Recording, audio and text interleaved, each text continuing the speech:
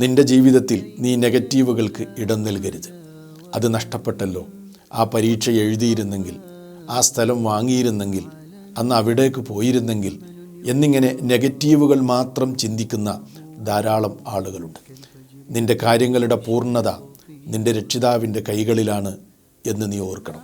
ചിലപ്പോൾ അവസരങ്ങൾ നഷ്ടപ്പെട്ടേക്കാം, എന്നാൽ ഭാവിയിൽ ധാരാളം അവസരങ്ങൾ ലഭിച്ചേക്കാം.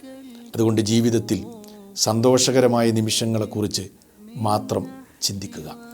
മഹാനായ യൂസുഫ് അലൈഹിസ്സലാം, അദ്ദേഹം തൻ്റെ പിതാവിനെ അങ്ങേയറ്റം സ്നേഹിച്ചു.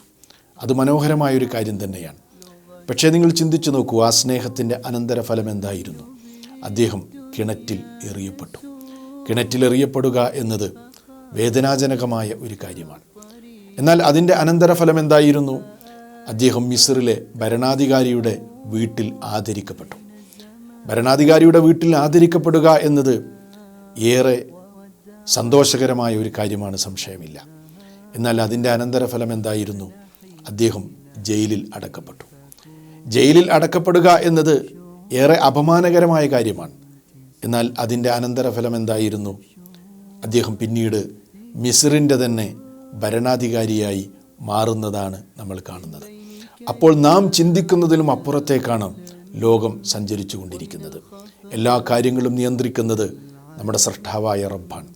അതുകൊണ്ട് നമ്മുടെ ജീവിതത്തിൽ നിരാശയുണ്ടാക്കുന്ന ഒരു കാര്യമുണ്ടായാൽ അതിൻ്റെ യുക്തി എന്താണ് എന്ന് നമുക്ക് മനസ്സിലായിക്കൊള്ളണമെന്നില്ല. അതുകൊണ്ട് തന്നെ ജീവിതത്തിൽ ചെറുപ്പം മുതൽ ധാരാളം പ്രയാസങ്ങൾ അനുഭവിച്ച് ജീവിച്ച ഒരാളായിരുന്നു യൂസുഫ് അലൈഹിസ്സലാം. പക്ഷേ അവസാനം അനന്തരഫലം എന്തായിരുന്നു? വിജയമാണ്.